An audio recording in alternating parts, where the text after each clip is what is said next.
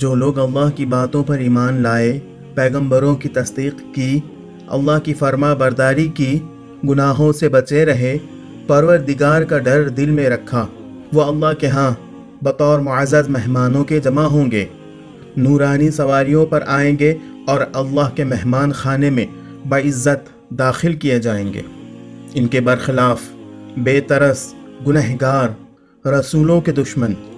دھکے کھا کھا کر اوندھے منہ گھسٹتے ہوئے پیاس کے مارے زبان نکالے ہوئے جبرن اور قہرن جہنم کے پاس جمع کیے جائیں گے۔ اب بتلاؤ کہ کون مرتبے والا اور کون اچھے ساتھیوں والا ہے۔ الحمدللہ رب العالمین والصلاة والسلام علی رسول الامین، اما بعد، السلام علیکم ورحمۃ اللہ وبرکاتہ۔ میں محمد عامر سورہ مریم کی تفسیر لے کر حاضر ہو چکا ہوں۔ آج انشاءاللہ آیت نمبر 83 تا 87 کی تفسیر ہم پڑھیں گے۔ آئیے اس تفسیر کی شروعات ہم ان آیتوں کی تلاوت سے کرتے ہیں۔ أَلَمْ تَرَ أَنَّا أَرْسَلْنَا الشَّيَاطِينَ عَلَى الْكَافِرِينَ تَؤُزُّهُمْ أَزًّا فَلَا تَعْجَلْ عَلَيْهِمْ إِنَّمَا نَعُدُّ لَهُمْ عَدًّا يَوْمَ نَحْشُرُ الْمُتَّقِينَ إِلَى الرَّحْمَنِ وَفْدًا وَنَسُوقُ الْمُجْرِمِينَ إِلَى جَهَنَّمَ وِرْدًا لا يملكون الشفاعة إلا من اتخذ عند الرحمن عهدا۔ اس بحث کی طرف توجہ کرتے ہوئے کہ جو پچھلی آیتوں میں مشرکین کے بارے میں بیان ہوئی ہے، یہ آیات در حقیقت ان کی گمراہی کے بعض اسبابوں اور پھر ان کی بدبختی اور برے انجام کی طرف اشارہ کرتی ہیں، اور اس حقیقت کو بھی ثابت کرتی ہے کہ دوسرے معبود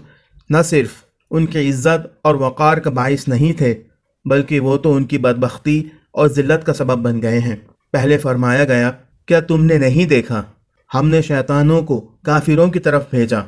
تاکہ وہ انہیں غلط راستوں پر جن پر وہ چل رہے ہیں تیز کر دیں، بلکہ تہو بالا کر دیں۔ شیطانوں کا انسانوں پر مسلط ہونا، اس کا مطلب یہ ہے خود انسان ہی شیاطین کو اپنے دل و روح کے اندر داخل ہونے کی اجازت دیتا ہے، ان کی بندگی کا طوق اپنے گلے میں ڈالتا ہے اور ان کی اطاعت کو قبول کرتا ہے، جیسا کہ سورہ نحل کی آیت نمبر 100 میں کہا گیا ہے۔ شیطان کا تسلط صرف انہی لوگوں پر ہوتا ہے جو اس کی ولادیت اور حکومت کو قبول کرتے ہیں اور جو اسے اپنا بت اور معبود بناتے ہیں۔ اس کے بعد بات کا رخ پیغمبر صلی اللہ علیہ وسلم کی طرف کرتے ہوئے فرمایا گیا ہے، ان کے بارے میں جلد بازی سے کام نہ لو، ہم ان کے تمام اعمال کو انتہائی باریکی کے ساتھ شمار کر لیں گے اور ان سب کو اس دن کے لیے کہ جس دن عدل الہی کی عدالت قائم ہوگی ضبط اور محفوظ کر لیں گے۔ اس آیت کی تفسیر میں یہ احتمال بھی ہے کہ اس سے مراد ان کی زندگی کے دنوں کو شمار کرنا بلکہ ان کے سانسوں کو گننا ہو، یعنی ان کی بقا کی مدت مختصر ہے اور شمار کرنے میں آ جاتی ہے، کیونکہ کسی چیز کا گنا ہوا ہونا عام طور پر اس کے تھوڑے اور مختصر ہونے کی طرف اشارہ ہوتا ہے۔ اس آیت میں بیان کردہ مطالب میں غور و خوض انسان کو ہلا کے رکھ دیتا ہے، کیونکہ یہ اس بات کی طرف اشارہ کر رہی ہے کہ ہماری ہر چیز، یہاں تک کہ ہماری سانس بھی حساب شدہ اور گنی ہوئی ہے، اور ایک دن ہمیں ان سب کے لیے جواب دہ ہونا پڑے گا۔ اس کے بعد متقین اور مجرمین کی آخری منزل کو مختصر اور فصیح عبارت میں اس طرح بیان کیا گیا ہے، ہم نے ان تمام اعمال کو اس دن کے لیے ذخیرہ کر لیا ہے جس دن ہم پرہیزگاروں کو عزت اور احترام کے ساتھ اللہ رحمان کی طرف جنت اور اس کے انعامات کی طرف اجتماعی طور پر رہنمائی کریں گے۔ یہ بات خاص طور پر قابل توجہ ہے کہ مذکورہ بالا آیات میں یہ بیان کیا گیا ہے، ہم پرہیزگاروں کو اللہ رحمان کی طرف لے جائیں گے، کہ یہ زیادہ مناسب نہیں تھا کہ رحمان کے بجائے یہاں جنت کہا جاتا، لیکن یہ تعبیر حقیقت میں ایک اہم نقطے کی طرف اشارہ ہے، اور وہ یہ ہے کہ پرہیزگار وہاں جنت سے بھی زیادہ بلند مقام پر فائز ہوں گے، وہ اللہ کے قریب والے مقام اور اس کے خاص جلووں کے نزدیک ہوں گے، اور اللہ کی رضا جو جنت سے بھی بہت بڑھ کر ہے حاصل کر لیں گے۔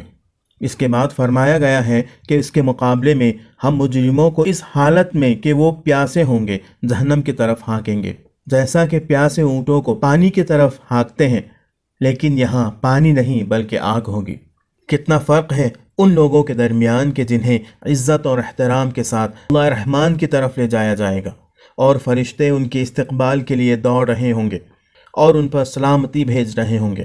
اور اس گروہ کے درمیان کہ جنہیں جانوروں کی طرح جہنم کی آگ کی طرف ہانک رہے ہوں گے، جبکہ وہ سر نیچے کیے ہوئے شرمسار، رسوا اور حقیر ہوں گے۔ اور اگر وہ تصور کرتے ہوں کہ وہاں شفاعت کے ذریعے کسی جگہ پہنچ سکتے ہیں تو انہیں جان لینا چاہیے کہ وہ ہرگز وہاں شفاعت کے مالک نہیں ہوں گے، نہ تو کوئی ان کی شفاعت کرے گا اور نہ وہ بطریق اولا اس بات پر قادر ہوں گے کہ خود کسی دوسرے کی شفاعت کریں۔ صرف انہی لوگوں کو شفاعت کا اختیار ہوگا کہ جو اللہ رحمان کے ہاں کوئی عہد و پیمان رکھتے ہوں گے۔ صرف یہی لوگ ایسے ہوں گے کہ جنہیں شفاعت کرنے والوں کی شفاعت حاصل ہو سکے گی۔ مفسرین کا اس بارے میں اختلاف ہے کہ اس آیت میں جو اللہ کے ہاں کوئی عہد رکھتے ہیں، عہد سے مراد کیا ہے؟ بعض نے تو یہ کہا ہے کہ عہد سے مراد پروردگار پر ایمان، اس کی وحدانیت کا اقرار اور اللہ کے پیغمبروں کی تصدیق ہی ہے۔ بعض نے کہا ہے کہ یہاں عہد سے مراد حق تعالیٰ کی وحدانیت کی شہادت اور ایسے لوگوں سے بیزاری ہے کہ جو اللہ کے مقابلے میں کسی پناہ گاہ اور قدرت کے قائل ہیں۔ اسی طرح اللہ کے سوا کسی اور سے امید رکھنا ہے۔ اس سلسلے میں مختلف اقوال کی طرف جانے سے بہتر ہے خود قرآن کی طرف رجوع کیا جائے۔ قرآن کے مطابق اللہ تعالیٰ کی طرف سے کسی منصب پر فائز ہونے کے لیے ایک عہد کی ضرورت ہے، جس کے بغیر کوئی بھی کسی الہی منصب پر فائز نہیں ہوتا۔ دوسروں کی شفاعت کا اختیار حاصل ہونا ایک الہی منصب ہے، اس لیے اللہ سے ایک خاص عہد کے مقام پر فائز ہونا چاہیے۔ عبداللہ ابن مسعود رضی اللہ عنہ فرماتے ہیں، ان موحدین نے اللہ کا وعدہ حاصل کر لیا ہے، قیامت کے دن اللہ تعالیٰ فرمائے گا کہ جس سے میرا عہد ہے وہ کھڑا ہو جائے۔ لوگوں نے کہا ہمیں بھی وہ بتا دیجئے۔ آپ نے فرمایا یوں کہو، اللہم فاطر السماوات والارض عالم الغیب والشہادہ فإنی آحد الیک فی هذه الحیاة الدنیا اللہ تکلنی الی عمل یقربنی من الشر ویباعدنی من الخیر وإنی لا اثق الا برحمتک فاجعل لی عندک عہدا تؤدیہ الی یوم القیامہ انک لا تخلف المیعاد۔ آج کے لیے اتنا ہی۔ اللہ رب العزت سے دعا ہے کہ اللہ تعالی ہمیں ان آیتوں کو سمجھنے اور ان پر عمل کرنے کی توفیق عطا فرمائے، آمین۔ وآخر دعوانا ان الحمد للہ رب العالمین۔ السلام علیکم ورحمۃ اللہ وبرکاتہ۔